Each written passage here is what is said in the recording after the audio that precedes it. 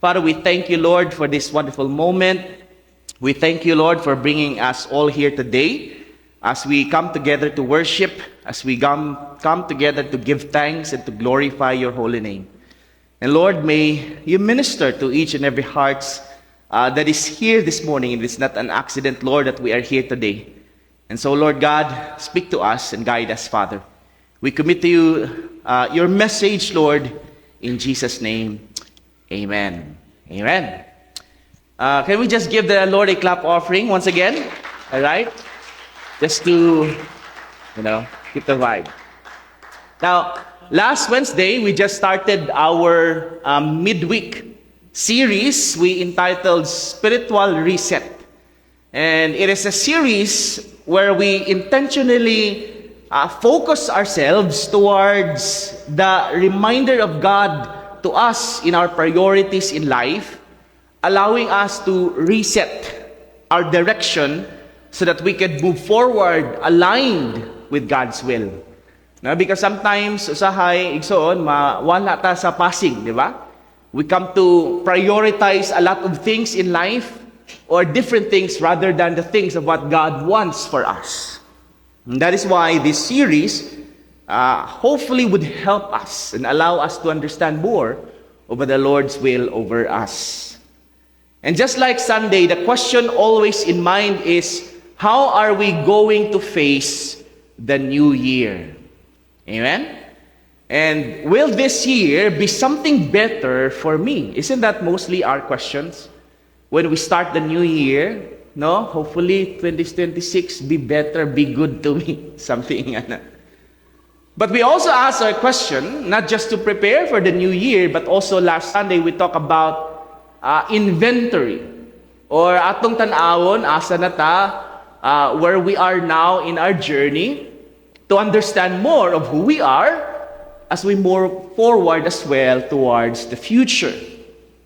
And so, this morning, I'd just like to continue with that, but with a different message so on, and to understand more of our purpose in this life. And we entitled our message this morning, Renewed Calling, Life that we are meant to live. Can you tell the person beside you, renewed calling?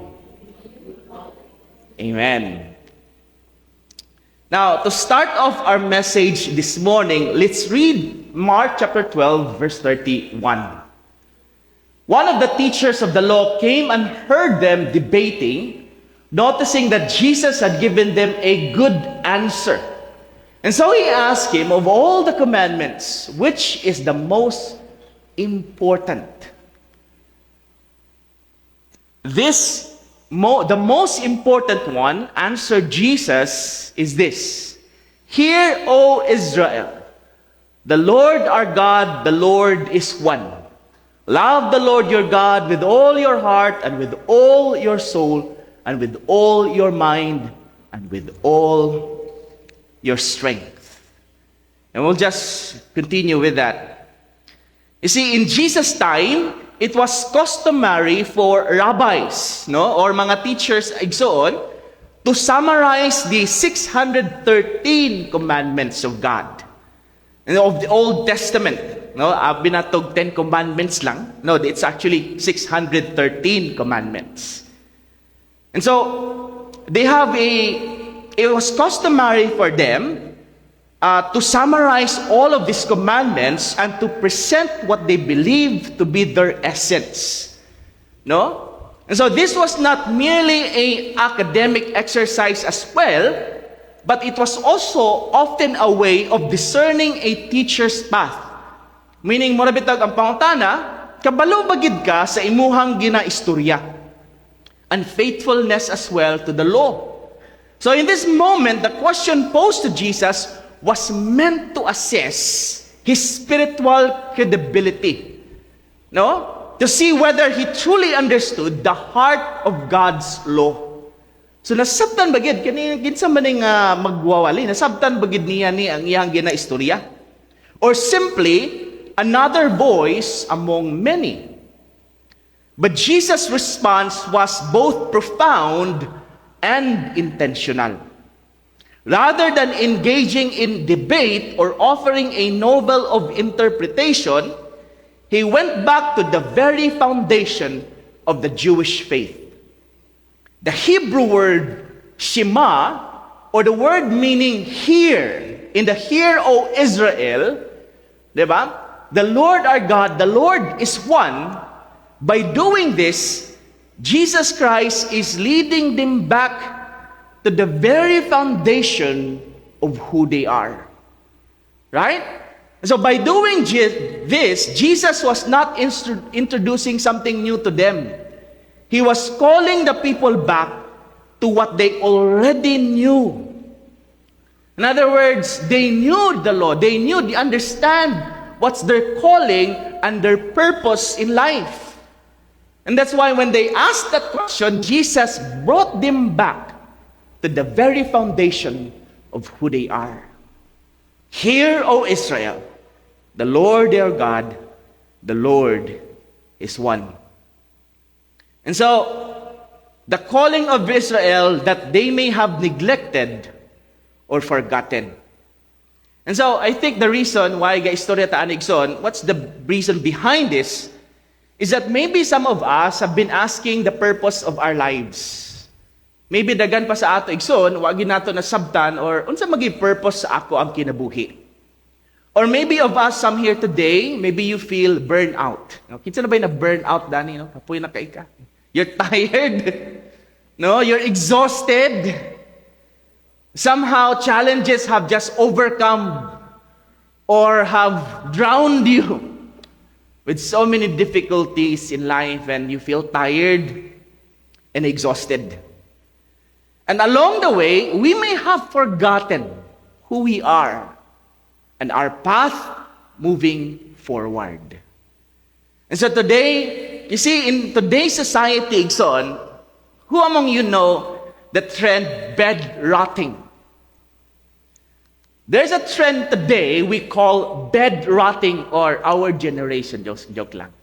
A modern trend popular on TikTok and social media that describes spending long periods of time lying in bed. The whole day, doing very little, often scrolling on a phone, watching videos, without sleeping or being productive. Who among you experienced that? Nara kasi tibok balay, tibok at panahon igso, nara kasi balay, sige tanog Netflix, sige tanog YouTube. Di hatod pag ano gabi na di ay.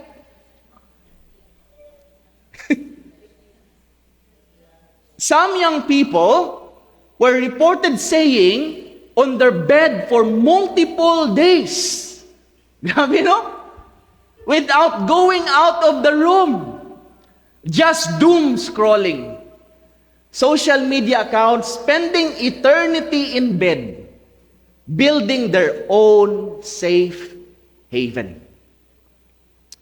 Especially in today's society, you see, we see a lot of young people who are unsure of what to make out of life. And understand what I'm saying, son? When I look at and study towards society, especially the young people, son, in this generation, we see a lot of young people losing purpose in life and not really knowing what to do with life. That's why when you look at Asia, there's a lot of young people who does not want to work anymore because they find that working has no meaning at all. And so while bed rotting feels, someone said, ingon siya, but listen to this, ingon siya, what are we witnessing is not actually laziness. That's what we need to understand. But a generation that has chosen to retreat over resistance, preferring to rot in bed, hiding rather than rise and wrestle with the demands of the real world.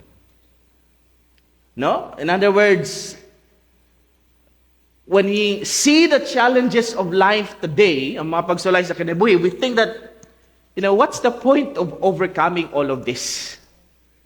Right? So while bed rotting feels like kind in the moment, it is not kind to the depressed mind.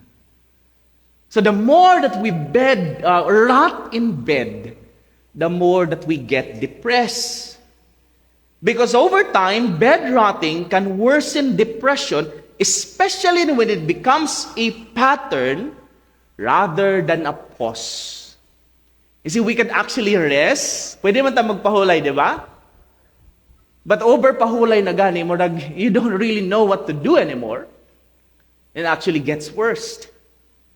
And so it has led to many, not just young people, but a lot of people today losing motivation, afraid to engage life and responsibilities.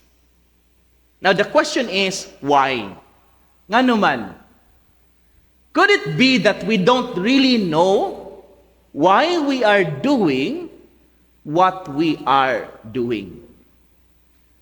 Right? That's why things doesn't really take meaning anymore.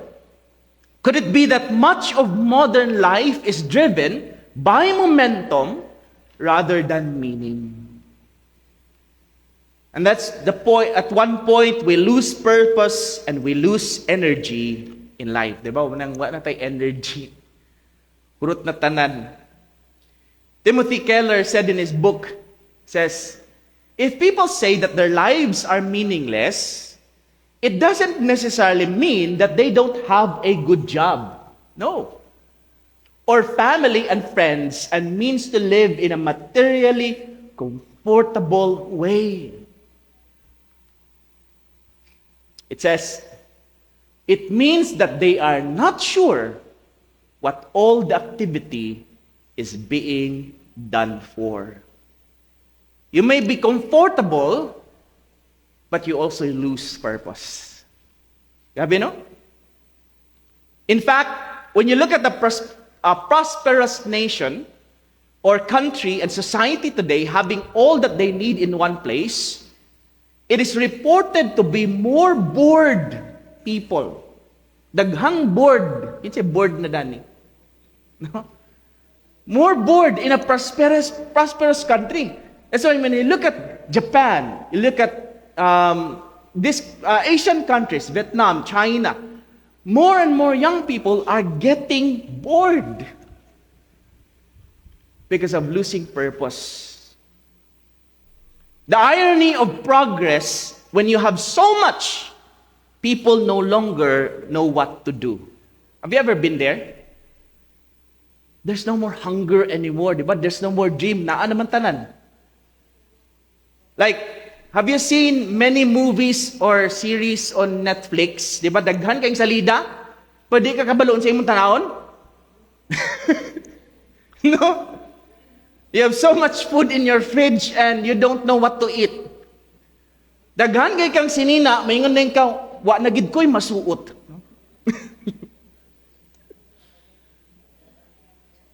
And that's why we lose the sense of hunger in our souls to dream, to get up every day in life.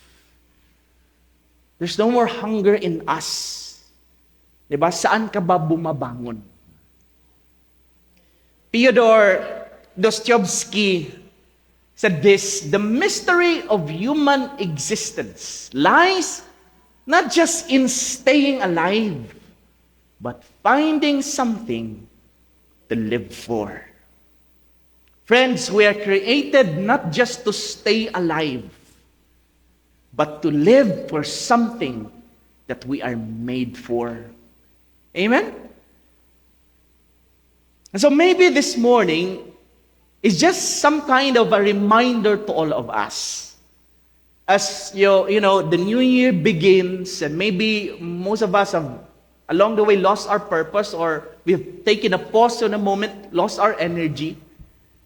And I want to encourage us today as we plan for the next.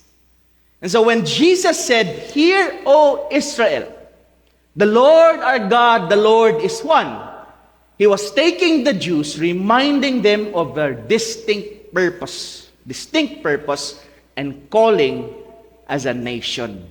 No? And so for all of us, just like Jesus said, to reignite the passion, the fire in us for the renewed call of God in our lives. And understand, what are we living for? What are we living for? Bukawon nato ang mga nangatulog. Dili ha sa kasing-kasing, no? Amen? So there's three things that I'd like just to remind us this morning, a calling that is very clear to us how we should live. Number one, the first call is the call to love. Tell the person beside you, the call to love. Why are you doing what you're doing? Right? Because it actually defines the reason why. The call to love is the why. Why in life. Like Simon Sinek in his book, Find Your Why. No, why? Ano man na, wanang nag-eskwela man ka. Why are you working? Why are you doing this? Why are you doing that? Whether that's work, study, marriage, family, career, business, ministry, and in everything we do, we have to ask ourselves first, why am I doing it? Nasabtan na to? Because it actually defines the reasons that if we are doing it only for the money, only for ourselves, only because someone told us to do, then the motivation thins. Diba? Because you're doing just for superficial things. Manang pagpanahon sa problema, usahay dili na ka maka-cope up. But for us Christians, there's no other reason why we're doing what we're doing. We do it because we love God. Wala na laing rason igsoon why we're doing what we're doing. It's because we love the Lord. Amen ba? No? And that, friends, is the very foundation of life, the very foundation of why we're here today. He is the source of life, the one who brought us life. Loving God is the foundation of everything Christian does. It is the source of purpose, the compass of our choices, and the fire that fuels every act of obedience. Because we love God. Right?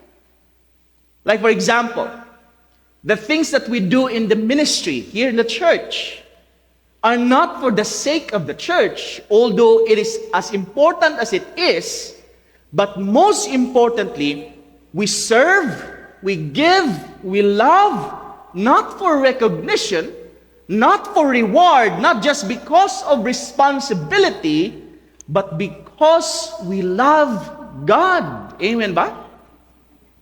Everything we do flows from Him, and we do it all for Him. Para sa Ginoo tanan. Mo nang excited ta, no? Tanaim ta pa excited ba, no? No, we're excited. Bisag kapoy nakaitang matag gihapon ta. Amen? Bisag exhausted na kaayo trabaho gihapon. Ministry gihapon. Because sometimes there are moments that we don't understand, moments that we struggle in life. And yet, because we know why we're doing it, we do it anyway. And the reason for all of this is because we love Him and He loved us first. Our love is only a response of the great love of God for us. Nasabtan nato Tigson? The reason why we love God, the reason why we do all these things, is only a response to the love that we have already received. Amen ba na, Igson? In the book of Romans, the Apostle Paul reminded us with this beautiful truth of God. In Romans chapter 5, verse 6 to 8, it says, when we were utterly helpless, Christ came at just the right time and died for us sinners. Now, most of people would not be willing to die for an upright person, though someone might perhaps be willing to die for a person who is especially good. But God showed His great love for us by sending Christ to die for us while we were still sinners. Amen? And that's why we show our great love for God, not because we just love God, but because of a response of what He did or gave to us. Friends, Christian obedience is nothing less than our grateful response to a love that He has already been given. It's just a response. Because of what we have already received, nadawat na nato, response lang nato na ang atong pagigugma labaw sa Ginoo. Amen ba na, Igsoon? Now, like, for example, in marriage. Now, listen, okay? Especially to the husbands. If the wife asks the husband, ang mga asawa, mutana sa bana, honey, why do you love me? Kana na pangutana, Igsoon, is the most dangerous question. As they say. No? Right? That you have to put down everything, take a pause, and think about it 10 times. Eh kung dili, away. No? I remember the husband asking his wife, honey, I think I look big in this dress. Can you give me a compliment? The husband said, sure, honey, you have a perfect eyesight. If they say that there is no right answer, yes, especially with your wife. Now, because if you answer, I love you because you are pretty. Or I love you because you cook well. Or I love you because you make me feel good. Or even Tom Cruise would say, I love you because you complete me. Then, it's not really love. Right? Because they have conditions. They have measures. Because what we're actually saying is, once di na gani ka pagod na gani imong nilituan, or you become ugly, or you become no longer sexy as you used to be. Once I feel bad in our relationship, what we're really saying is, I won't love you anymore. Tama ba? And that's why in many relationships, your wife or husband will look for self-worth in those conditions. Di ba? Sige na din tag-apas that we've set up for our relationships. I need to do this, I need to do that, so that my wife or my husband will love me. No? Kailangan maayo gini akong luto yun. No? And that's why all we just be a performance, not really love.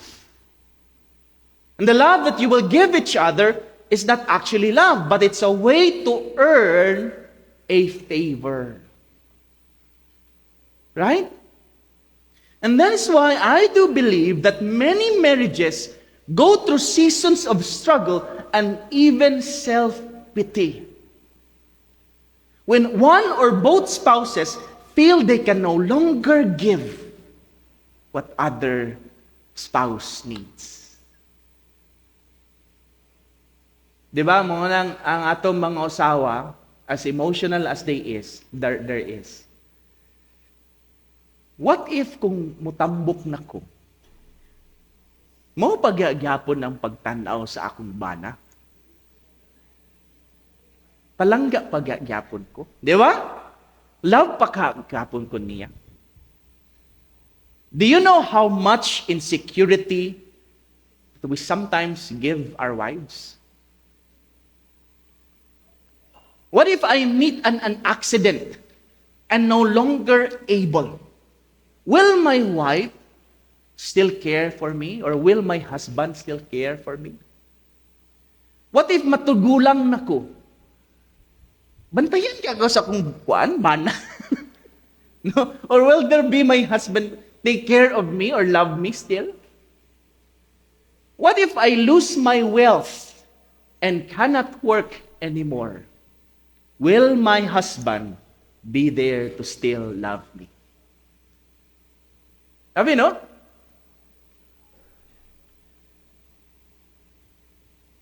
I think, you see, kidding aside, funny as it seems, but I do believe it is also something that we should really sit down and think deeply. Do you really love your spouse? Amen? Right? Do we really love our spouse without conditions? And that's why I do believe that what our wives needs to hear is this. That when you answer that question, when they ask you that question, what we should say, sorry. No? I love you because I love you. Amen? Pakpak mga asawa, no? Gabi ang tabang, benan. No conditions. Right? I love you because I love you. No matter what, I will always love you. Kung tapad ni mo imong asawa karon, ina, no matter what, dear, I will always love you.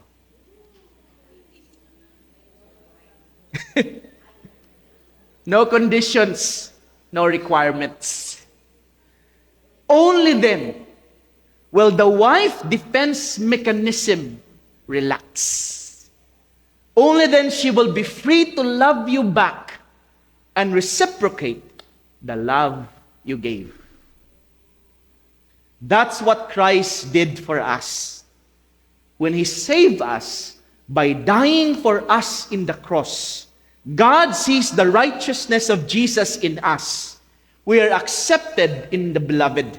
There is no more condemnation. Amen? We have been redeemed forever. God's love is there no matter what we will do, no matter our failures. Diba? Sometimes, diba, even sa husband and wife, sometimes we fail each other. But then, there's no condemnation in what we do. Understand, that's why the only way we have to respond back in our love for Him is obedience to God. That's why we obey the Lord. That's why our obedience and surrender is not compelled by external forces or measure, but from our hearts, knowing His love for us. And that's why, if you think of it, if we lose sight of the gospel, diba, along the way, we've forgotten what the gospel really all about for us. We sometimes, Christians, become insecure of our faith. You always think, mapandol manggid ko perminti, ay. Ma-fail manggid ko perminti. We've forgotten that we cannot do anything to earn God's favor. It was just given to us out of love. 1 John 4:10-19 says, this is real love, not that we loved God, but He loved us and sent His Son as anointing sacrifice to take away our sins. We love because He loved us first. Amen? And that's why in everything we do, we put Christ first at the center of everything of our lives. That in difficult moments, when love feels costly, strength feels limited, and answers feel unclear, Christ remains our foundation. Dili ta mawala. Because Christ remains in us. That when we return to Him, we are reminded that we do not love, we do not serve, we do not endure by our own ability, but by the grace and the love that we have received first. Amen? Friends, there are many moments in my life as well that sometimes that I wanted to quit or I wanted to give up. Or moments I am confused and don't know where to go, tired and exhausted.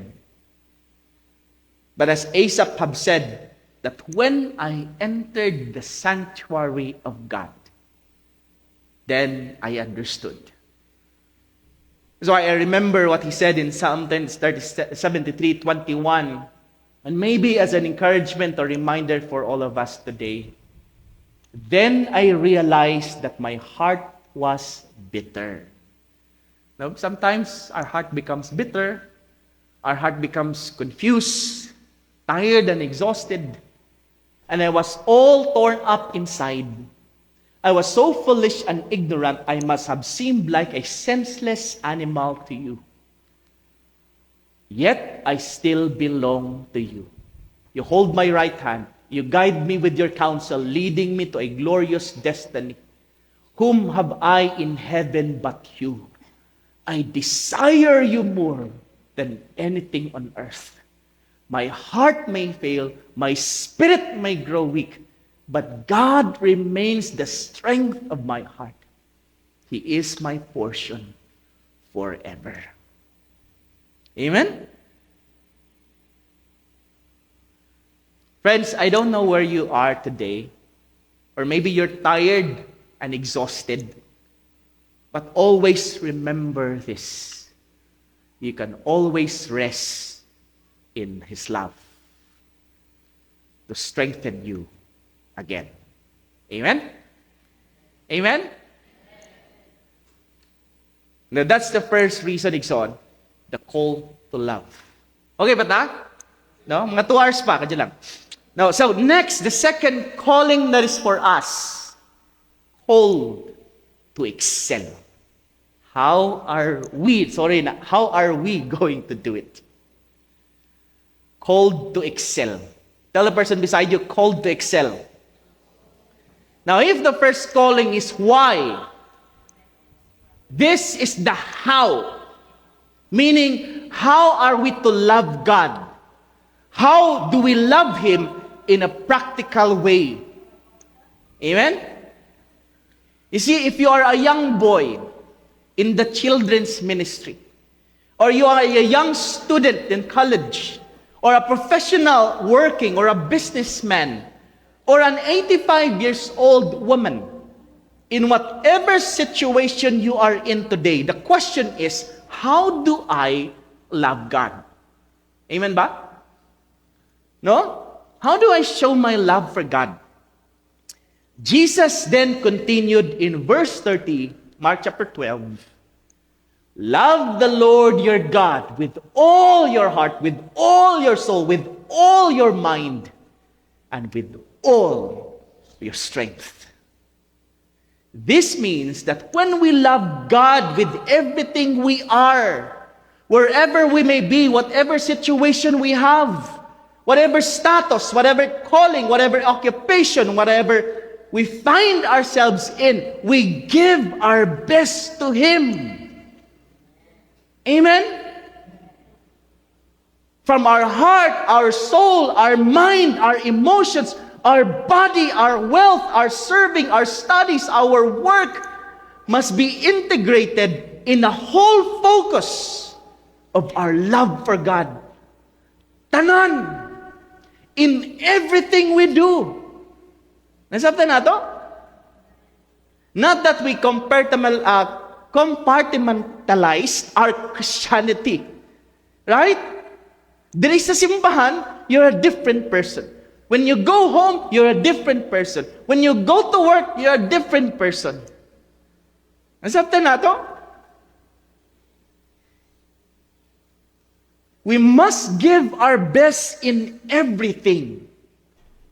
Oswald Chambers beautifully said this: my determined purpose is to be my utmost for the highest, my best for His glory, whether that means life or death. Grabe, no? It makes no difference. My utmost for the highest. To give God my best. Tell the person beside you, are you giving your best to God? Irenaeus of Leon said this: the glory of God is man fully alive. It means when we give glory to God by being the best that we can be for God, when we do everything to bring glory to Him, in our school, our work, our business, our marriages, in our study of God's Word, in our prayer life, in our thought life, all we do is for the glory of God. Tanan. Not just when we raise our hands in worship, but in everything you do we give all the glory to God? Do we give our best to God? Diba? That's why the question is, when we say that we give glory to God, diba, glory to the Lord. No? Are we really sure that we have given our best? I remembered Pastor Sunny told me once that in everything I do, I should give my best, no matter what. I just also remembered one pastor. He visited the church, and when he was walking towards the stairs, nadungganan niya ang wali. Grabe! Mga Exxon! Exxon kayo. Grabe good, with passion. Diba? When he does it with passion, good. And so, he was expectant that many people attend.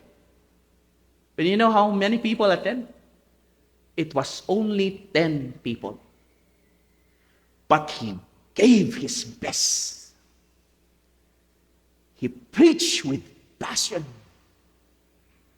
Bisag limara na, duhara na, I will give my best. Sabi, no? That's why I was reminded again during our class, we had a homiletics class. Pastor Sunny said, ang pagwali, dili pwede sa mga tapulan. If you're lazy, don't preach. Because preaching is only for those who give their best. That's why you study hard. You give all your heart and passion to it. No excuses. That's why I was tama, no? You see, if you love God and you love people, you always give your best. Right?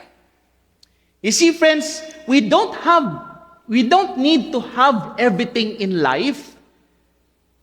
We don't have to be in the best situation to live a full life for the glory of God. Di ba ka, usahay man God, ahaya na siguro, pastor, pag naanak ko ani, okay na ko ani, di ba? Di ba, ahaya na siguro, pastor, pag maayo na ni, di ba?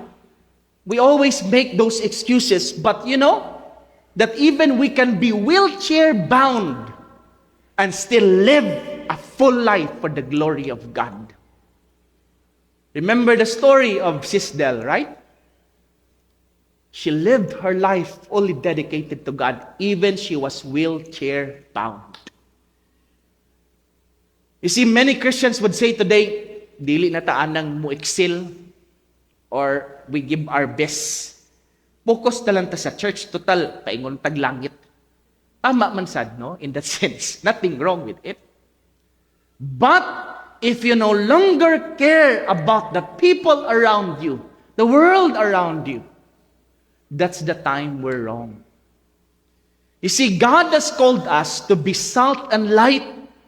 Salt preserves what others would decay, and light pushes back the darkness. In the same way, in everywhere we are, in the calling that we have, whether we're a student or working or in the ministry and everywhere, we do not withdraw because we become the light to the rotting world.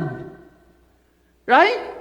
To preserve what is good, to inspire hope, to shine light to God, to shine light, the light of God to the darkness that is overwhelming around us.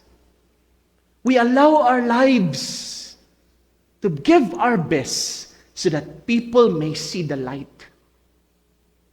That is our responsibility and our calling.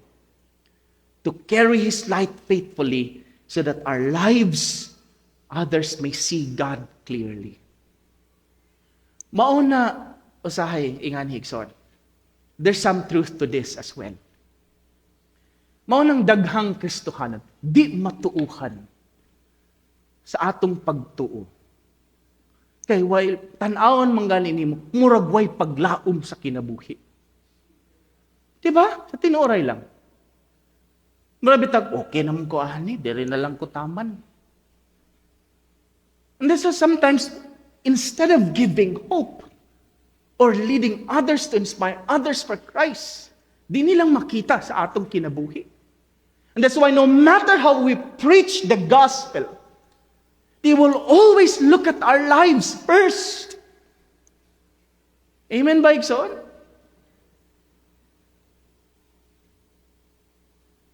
Because when people see your life excelling in your calling, would people be inspired and encouraged and touched that there's something different in your life?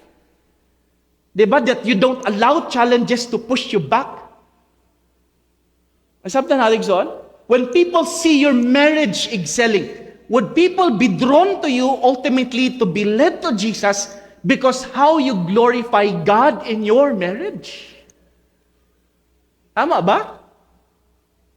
When people see how we are excelling in our church, there is a church palagi so.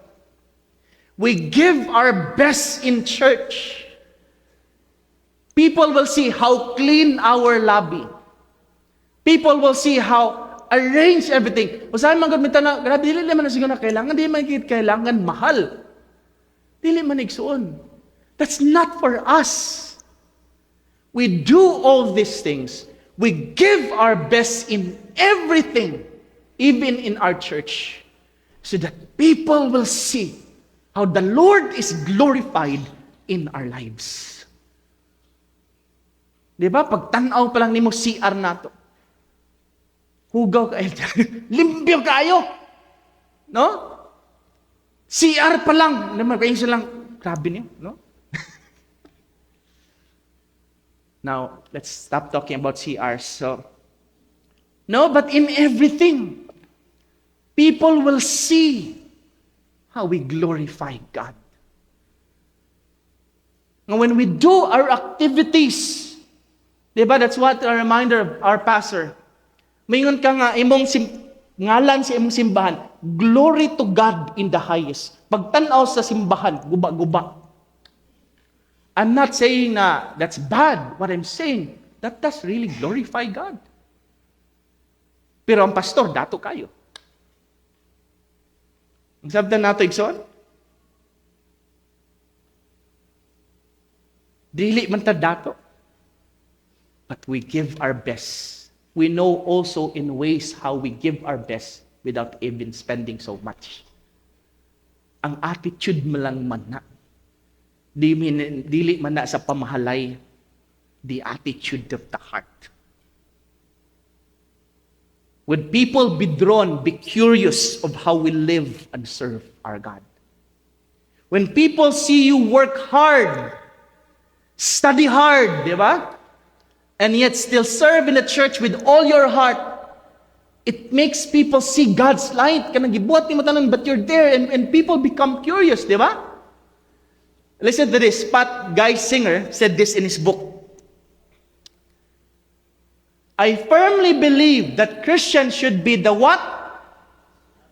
The absolute best employees. Grabe, no? He says, we should be able to look at our work activities and with confidence before our Heavenly Father and the earthly employer declare, I have given the very best I have to offer. Grabe, no? We should be the best employees. And also, this is where I am challenged as well. Are we eating healthy? Keeping healthy? Not for ourselves. Because sometimes, diba, when we do this, when we want to exercise, we want to jogging, or start na po ko lakaw na po. But for the reason, not for myself, so that we can serve longer the Lord our God. Amen? So, di na ko mukaog litsyon.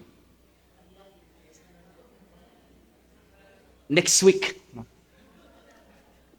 Friends, whether the Lord has called us, or wherever the Lord has called us, we must be faithful. We must be fully there. Amen? I like this quote by Martin Luther King Jr. Pasahan lang nato. It says, when you discover what you will be in your life, what's your purpose? What are you doing today? Set out to do it as if God Almighty called you at this particular moment in history to do it. Grabe, no? Don't just set out to do a good job. Set out to do such good job that the living, the dead, or the unborn couldn't do it any better. Grabe, no? What we're doing today, no matter how small it is, if it falls your lot to be a street sweeper, ganang manilhigay sa inyohang, di ba? Sa streets. Like Michelangelo painted pictures, grabe, no? Sweep streets like Beethoven composed music. Sweep streets like Leontine Price sings before the Metropolitan Opera. Sweep streets like Shakespeare wrote poetry. Sweep streets so well that all of the hosts of the heaven and the earth will have to pause and say, here lived a great street sweeper who swept his job well. Have you know? And he said this, if you can't be a pine at the top of the hill, be a shrub in the valley. Simula akong ingon igsoon, it doesn't matter what it is. Diba? How small you think your job is, how insignificant you think, it does not matter. You do it well. Diba? Ikaw mo'y pinakamaayong muhugas og plato. Grabe. 5 ka oras ni muhugasan na. No? Be the best little shrub on the side of him. Be a bush if you can't be a tree. If you can't be a highway, just be a trail. If you can't be a sun, be a star. For it isn't by size that you win or fail. Be the best of whatever you are. That is how we love God with all of our hearts. We become excellent in everything. Colossians chapter 3, 23, 24. Whatever you do, what does it say? Work at it with all your heart, as working for the Lord, not for human masters. Let's understand this. It goes beyond office politics.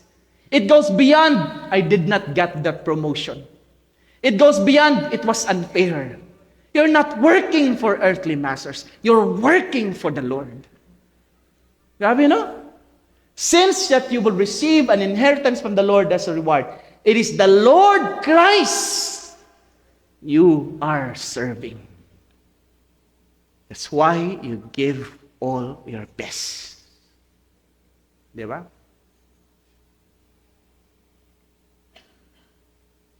Pat Guy Singer, again, I like this because sometimes we think this way.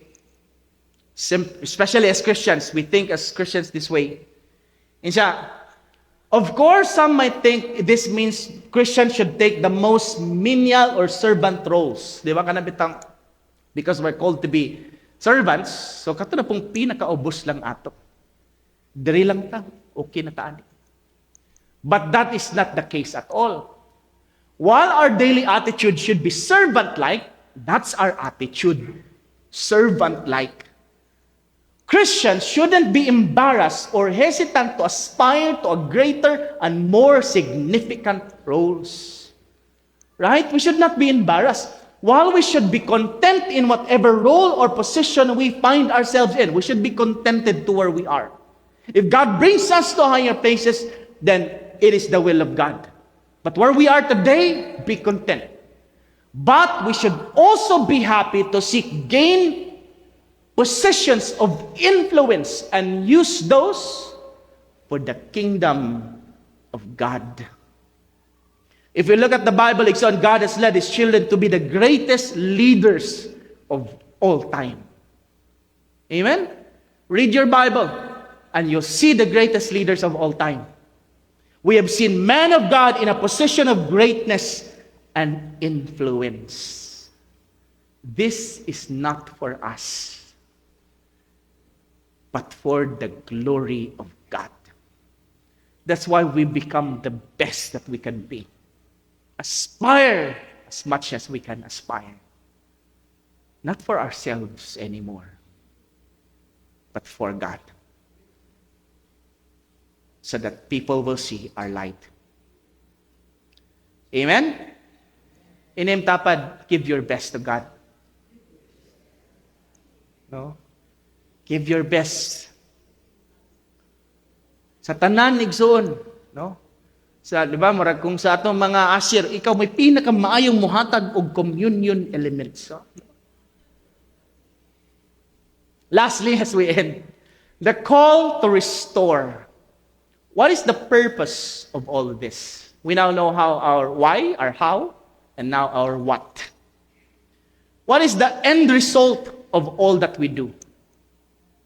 The reason we strive to be the best in all that we do and live out our purpose is not for our own recognition. No, not for our own. We do it so that our lives, people may see something beyond us. That in everything we do, they would see the glory of God. They would see how His light, His grace, and Christ within us. Throughout our testimony, ang atong mga testimonies on, our love for God, our lives become of a reflection of who He is. Amen? That's why we are born in the image of God. A reflection of who God is in our lives. This is the bottom line of our existence. That we would be His instruments of His hands, drawing back people to Him. Restoring hope, faith, and purpose to hearts that have lost their way. When we live our lives to the fullest, to give our best, we become God's instrument to lead others as well back to Him. Kani ang atong pagpangalagad sa Ginoo igsoon, sa pagpagamit nato isig instrumento sa atong kinabuhi, mahimong pamaagi sa Dios nga daghang pang tawo makaila kaniya. God has put us in that position so that His name will be known to all. Amen? You're called to love. That's the beginning of all, the foundation of all, the source of all. Because of love, we are here and still here no matter what. But not just that, because of love, we are called to give our best, to excel in life. Not for ourselves, but for the glory of God. And with that life, giving our best for the glory, our lives also becomes a testimony to others for His grace and forgiveness. Now, how do I explain that? I'll end with this. The story of the man named Johann Sebastian Bach. How do I pronounce that, Tilo? He's a German composer. Maybe most of you know him, right? Yes, you see, he is widely considered the greatest composer of all time. And not because everybody loves his music, but because his music has touched all genres until today. Timeless and still touch people's lives until today. Even towards the young people. His mastery is unparalleled. You know? As they say that he is the greatest of all. His technical mastery is the gold standard of counterpoints. Do we have musicians here? Meaning the art of weaving multiple independent melodies into a unified whole. Just to give you a little example, it may not explain it all, but have you listened to classical music? You see that there are different melodies touching in his hands. It's different sounds if you listen to it. But when combined together, it creates a heavenly melody. He could write 4 to 6 simultaneous lines of melodies, each beautiful of its own. Many musical composers would say, if you want to learn how music works, study Bach. Study him. His music sounds expressive, not mechanical, but very intelligent. No? He brought perfection to every existing forms to the highest level possible. Grabe, no? He did not just stay where he is. And the third is that his emotional and spiritual depth. His music is not just intellectual, but it is spiritual. Why? For the importance is because he was a very strong Christian. Most of his compositions are Christian origins. If you listen to it, his cantatas or compositions are directly taken from the gospel itself. Kanay mo ginapaminaw, di ba? We listen to Bach and we listen that it's just normal classical. No, it's taken all from the gospel. His music is a form of worship and service to God, with most of his 1,000 plus compositions intended for church use. And whenever he finishes a composition, he would write initials like SDG.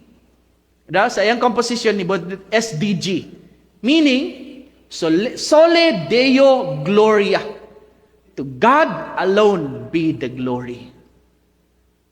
Reflecting his belief that music's ultimate purpose, listen to this, as a musician, music's ultimate purpose is to glorify God and refresh the soul. Amen? He gave his everything to the one who gave him everything. Now, the amazing part is this.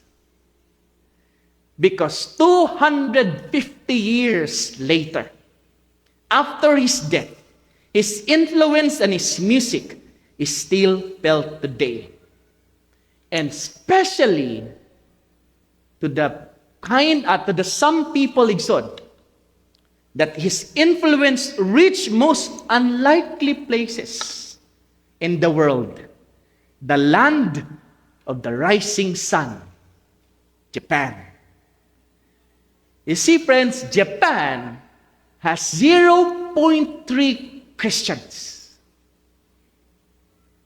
And yet, it is the most sent missionaries, daghang gisend missionaries dito sa Japan.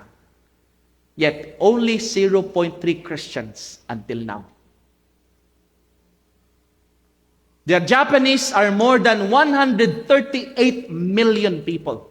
Mas daghan pa sila sa Pilipinas. Less than 1% are Christians. But today, something is happening. They call it the back boom. The back boom, no? Meaning, wherever you go, where back concerts are held, it is always full. Bisag asa, wherever they go to in Japan, they said that there are even 200 back choirs today. Bisag asa sa Japan, you listen back always. No matter how expensive it is, people will buy tickets to just listen to back. It has led to a craze, but also amazing as it has also led, listen, Japanese people to read the Bible. Have you know? Not because they want to read the Bible, but because Bach's cantatas or his compositions includes the Gospels. Sabi ba? 250 years later, this German composer has brought the Japanese people to know the Lord. Why we say? Why? How did he? What happened? Diba nga naman, they're just listening to Bach. A mathematician said this, Charles Ford. Bach's music reflects the perfect beauty of created order to which the Japanese mind is receptive. Do you understand this? It means the Japanese people are attracted to everything excellent. Nasabda na to? When you go to Japan, whatever they do it their best. Right? Mananaulaw ko dito. Kaya ano? When I arrive in a meeting, the Japanese people are 2 hours already there before the meeting. You know? And whatever they do, no matter how small it is, di ba tanawin ninyo, what they call that? Something, even their packaging. And because of that, Bach's music touched and reached out to the hearts of the Japanese people that has led many of them to Christ. Because they were receptive to Bach's intelligent, excellent music. Grabe ba? In fact, one story, we see that a woman named Asuka, who had spent years searching for the truth, nangita gid sa kamatuoran, stumbled upon a music of Bach, a piece of music, the St. Matthew's Passion, his greatest composition ever, the St. Matthew's Passion. That music led Asuka to read the Bible from cover to cover. After joining a Bible study, know more about those words she meant, she finally understood the Gospels and gave her life to Christ. Grabe, you know? Also, an organist, Yuko Maruyama, said she was a devout Buddhist. But when she started playing Bach's music as an organist, she said, Bach introduced me to God and to Christianity and gave her life to Christ. She said one time, when she was playing the music, the piece of Bach, as if she would hear Bach talking to God and talking about God. Grabe, no? One composer said, whenever they finish a concert, People would just open up taboo topics. Topics that dili nila istoryahan sa ilang balay. Japanese people won't do that. They don't usually talk at home, but Bach's music opens them up. The realities and the meaning of life. And so after the concert, people would come to the composer and ask about the Christian hope. Grabe ba? The concerts have become evangelistic crusades. And I tell them, he said, about Christ. Grabe, no? Because that's why we say, why is it working? Why is it working in Japan? The missionaries, no matter how we do it. Because maybe sometimes, they're not really attracted.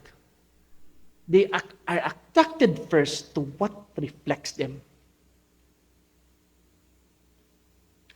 When Bach gave his best, when he fully lived, his life touched millions of people until today. Grabe no, wala na si Bach, but he's still evangelizing.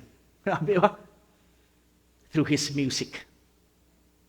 And many Japanese people have known the Lord today. How would you like that your life still speak 250 years after you're gone? You want to talk about legacy? That's legacy, son. That even you're no longer here, you're still evangelizing through your memories and what you've done. Have you know? See, what you're doing isn't just random. Diba? Kasi may ingat nga, Pastor, kuha naman ko diri, silhig naman ko. No. No matter how you think, big or small, significant or insignificant, it is ultimately the calling that is used for the purposes of God. A testimony to restore humanity back to Him. That's our purpose and our calling in everything we do, whether in the pulpit, in the ministry, in work, in music, in worship, in our studies, in everything we do. We give our best because that becomes the testimony. And we do it because of our love for God. Amen? Again, Mark 12:30. Love the Lord your God with all of your heart, with all of your soul, with all of your mind, and with all your strength. All of this centers to one and only one alone is Christ, the very foundation of life, joy, purpose, our drive, our strength. And so today, as we enter the rest of 2026, Sigson, know your purpose. Know first why are you doing it, and give all your best to it, so that your life becomes a testimony.